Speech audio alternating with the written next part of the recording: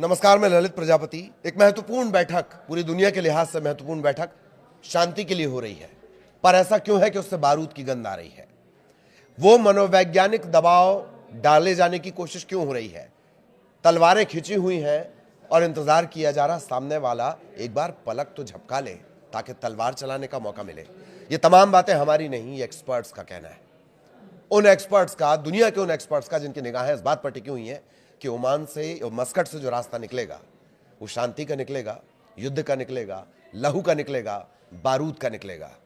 इन सभी को डिकोड करने की कोशिश करेंगे। क्यों एक्सपर्ट्स ऐसा कह रहे हैं? आनंद हमारे साथ जुड़े हुए हैं। आनंद, सबसे पहले तो घंटों से ये बैठक चल रही है, क्या इशारे, क्या बातें, क्या इनपुट? देखिए, जो मस्कट में बैठक हुई है ईरान और अमेरिका की, इस बैठक में अभी तक जो भी सामने आया है, मैं आपको विस्तार से इस विषय में बताऊंगा कि बैठक में क्या क्या हुए हैं, बैठक के बाद क्या क्या तस्वीरें निकल के सामने आई है, क्योंकि ईरान और अमेरिका के लिए आज बेहद ही महत्वपूर्ण दिन था। लेकिन इस महत्वपूर्ण दिन का रिजल्ट आ चुका है, यानी कि ईरान और अमेरिका की जो बैठक थी वो ख़त्म हो चुकी है। लगभग 2 से 3 घंटे ये बैठक चली है।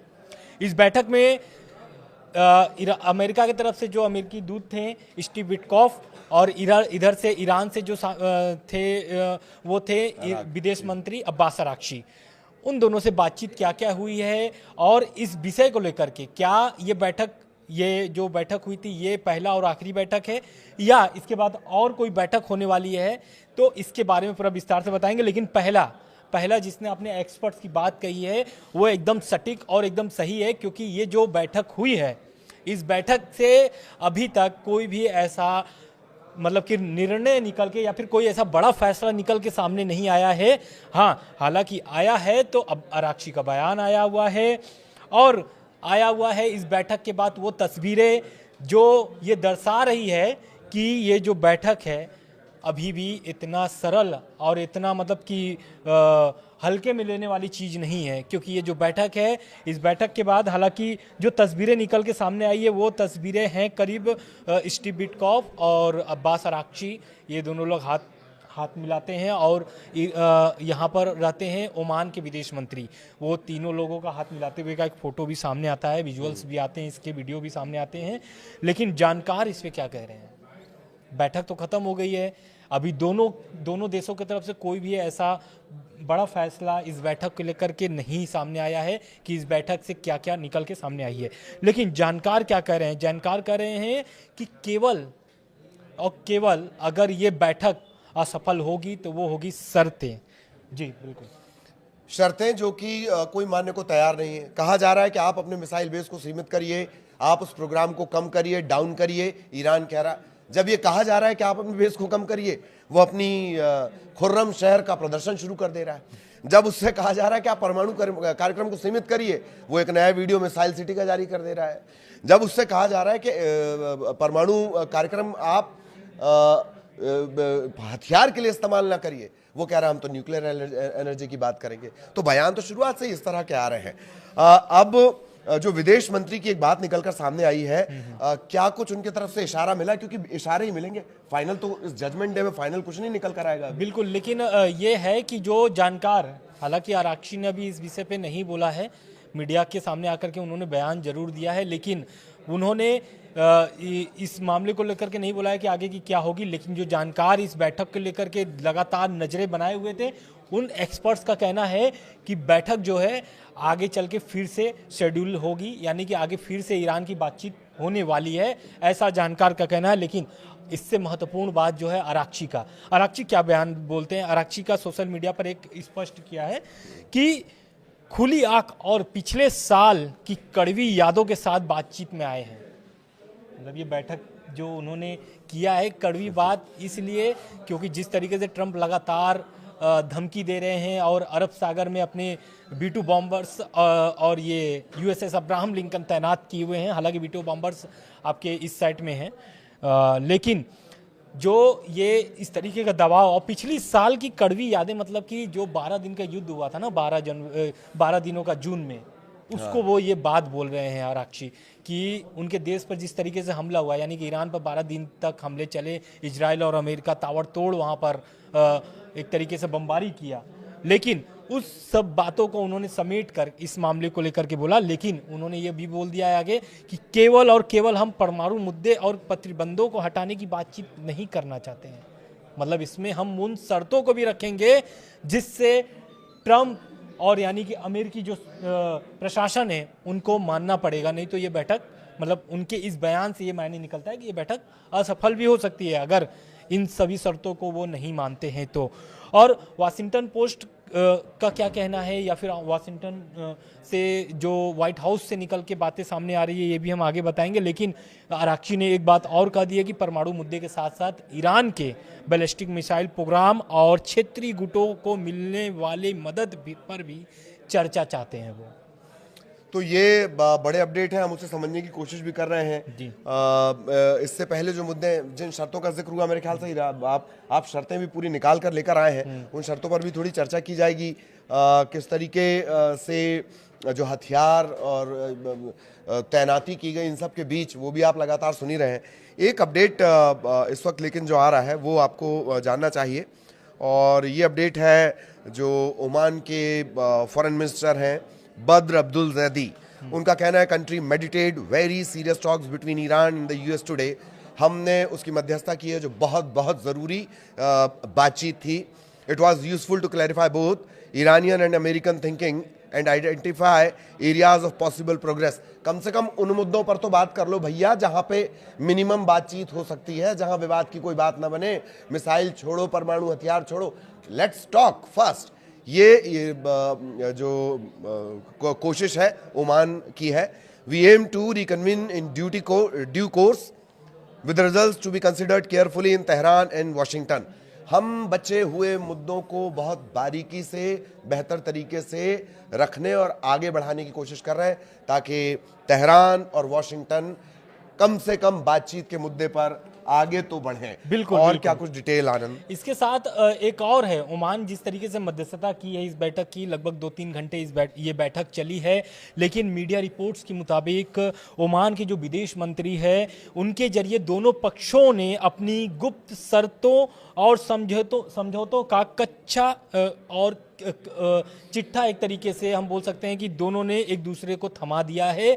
लेकिन अभी भी सस्पेंस बना हुआ है क्योंकि आराक्ची का बयान और ईरान की जो शर्तें हैं उसमें ये सारे कुछ इस चिट्ठी में लिखा हुआ है। लेकिन क्या ये कच्चा चिट्ठा से वो रास्ता निकल सकता है जो ईरान चाहता है?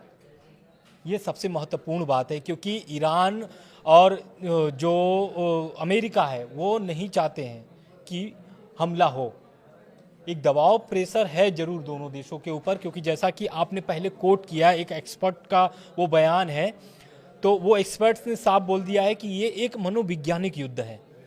मनोवैज्ञानिक युद्ध इसलिए है क्योंकि जिस तरीके से ट्रंप बयान दे रहे हैं और अपने फोर्सेस उतार दिए हैं, और इधर ईरान जो है, ईरान भी लगातार बयान दे रहा है अमेरिका के खिलाफ और मिसाइलें तैनात कर रहा है, तो इन दोनों तरफ से मनोवैज्ञानिक युद्ध तो शुरू हो चुके हैं, ये स्पष्ट हो चुका है। लेकिन इस हमले के लिए एक दूसरे का इंतजार कर रहे हैं कि कब एक पलक झपके और वॉर शुरू हो जाए। लेकिन आराक्ची अब वहां से निकल चुके हैं होटल के लिए अपने, और इधर स्टीव विटकॉफ भी निकल चुके हैं। इसके बाद भी एक और बड़ा बयान आता है, वो आता है कि जो ओमान के विदेश मंत्री हैं, मीडिया रिपोर्ट्स के मुताबिक, कि वो चाहते हैं कि ओमान जब मध्यस्थता अगर कर रहा है तो ओमान के मध्यस्थता में ये बैठक जो हो सफल हो जाए, और ओमान उसमें इस मामले को लेकर के बहुत ही मतलब बारीकी नज़र रखना चाहता है, और चाहता है कि जो अगली बैठक हो, क्योंकि ये जो बैठक हुई अभी इसका फैसला नहीं हुआ है,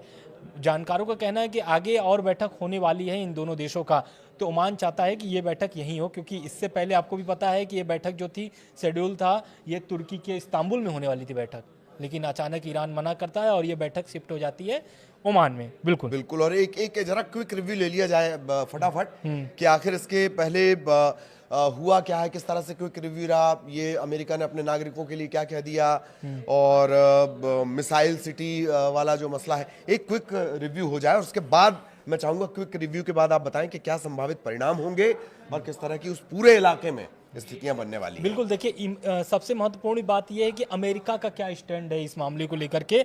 तो अमेरिका ने साफ बोल दिया कि परमाणु के अलावा मिसाइल रेंज को 500 किलोमीटर तक का सीमित करना होगा। 500 किलोमीटर तक की सीमित मिसाइलों को आप बना सकते हैं, उनके स्टैंड है ये। और उसके बाद जो प्रॉक्सी गुट है, यानी कि हिजबुल्ला, हमास और हूती, इनको समर्थन बंद करना पड़ेगा पूरी तरीके से। क्यों? क्योंकि अगर आप समर्थन करेंगे तो ईरान की मुश्किलें बढ़ सकती हैं, और अमेरिका कभी भी ऐसा नहीं चाहेगा कि इजराइल की मुश्किलें बढ़ें। इजराइल की मुश्किलें बढ़ेंगी अगर इनके प्रॉक्सियों को मदद जाता है तो। इसके अलावा ईरान में जो मानवाधिकार प्रोटेस्ट जो हुए हैं, उन सभी लोग चीज़ों को लेकर के ये बातचीत करना चाहते थे इस मामले में, इस बैठक में, या फिर जो आगे आने वाली बैठक है। ये पूरा मैं आपको अमेरिका का जो स्टैंड है वो बता रहे हैं। ट्रंप प्रशासन ने साफ कहा भी है इस मामले को लेकर, बिना इनके कोई डील नहीं होगी। यानी कि 500 किलोमीटर की जो रेंज है वो मिसाइल सीमित करनी होंगी आपको। दूसरा, जो आपका परमाणु प्रोग्राम है उसको सीमित करना होगा। तीसरा, प्रॉक्सियों को आप जो समर्थन करते हैं वो बंद करना पड़ेगा, तभी कोई डील की संभावना बन सकती है। अमेरिका की तरफ से ये साफ स्पष्ट तरीके से बोल दिया गया है। उसके बाद क्या है, ईरान का क्या स्टैंड है? ईरान जो है कि वो अपने JCPOA, यानी कि जो 2015 में समझौते हुए थे ओबामा के समय में, वो समझौते वो बरकरार करना चाहता है फिर से। और वो चाहता है कि उनके जो बैलिस्टिक मिसाइल प्रोग्राम है वो जारी रहे, क्योंकि आपको भी पता है कि किसी भी देश के लिए राइट टू डिफेंस, यानी कि अगर वो मिसाइल बना रहा है तो वो राइट टू डिफेंस के लिए बना रहा है, वो अपने देश हित के लिए बना रहा है। तो ईरान की ये जो मांग है वो चाहता है कि राइट टू डिफेंस के तहत वो ये मिसाइल बनाते रहे और आगे भी इसकी जो प्रोग्राम है चलती रहे। दूसरी बात, और ईरान का क्या स्टैंड है, ये बैलिस्टिक मिसाइल के साथ साथ वो चाहते हैं कि जो सपोर्ट है प्रॉक्सियों को, जैसा कि मैंने अभी आपको पहले भी बताया कि बैठक के पहले आराक्ची ने क्या बोला, वो चाहते हैं कि ईरान के जो क्षेत्रीय गुट हैं उनको मदद पर भी चर्चा करना चाहते हैं। यानी कि वो साफ मतलब इशारा कर दिए कि वो प्रॉक्सियों को मदद आगे भी करना चाहेंगे, इस बैठक में वो बात रखना चाहते हैं। तो एक ये भी स्टैंड हो गया है। दूसरा क्या है कि इसके पहले एक मैं जो बयान है खामनेई साहब का मैं दोबारा कोट करना चाहूँगा, क्योंकि खामनेई साहब पहले ही बोल दिए हैं कि इस्लाम धर्म में जो परमाणु बम है वो हराम है। यानी कि ईरान साफ बोलता है कि हम परमाणु बम नहीं बनाएंगे। लेकिन IAEA का जो अंतर्राष्ट्रीय परमाणु ऊर्जा एजेंसी है वो क्या कह रहा है? वो कह रहा है कि उनके पास इतने न्यूक्लियर जमा हो चुके हैं, इतने जुटा लिए हैं वो, कि 6 परमाणु बम बनाने में उनको कोई समस्या नहीं होगी। तो ये इससे स्पष्ट हो गया, और यही चिंता अमेरिका को सता रही है कि वो यूरेनियम जो है वो अपना कम कर दे। अगर यूरेनियम नहीं कम करेंगे तो आने वाले समय में ईरान को परमाणु बम बनाने से कोई भी देश नहीं रोक सकता है। बिल्कुल। तो ये कुल जमा पूरी बातचीत हुई। अगर कोई पॉइंट आनंद बच रहा हो तो उसे भी आप क्लियर कर सकते हैं। एक पॉइंट बच रहा है, वो है इजराइल। अभी तक इस मामले को लेकर के जो 2-3 घंटे बैठक हुई है, स्टीव विटकॉफ थे और विदेश मंत्री अब्बास अराक्ची, ये दोनों लोगों की लगभग 2-3 घंटे बैठक चलती है। लेकिन इस बैठक के ख़त्म होने के बाद अभी तक इजराइल की कोई प्रतिक्रिया नहीं आई है।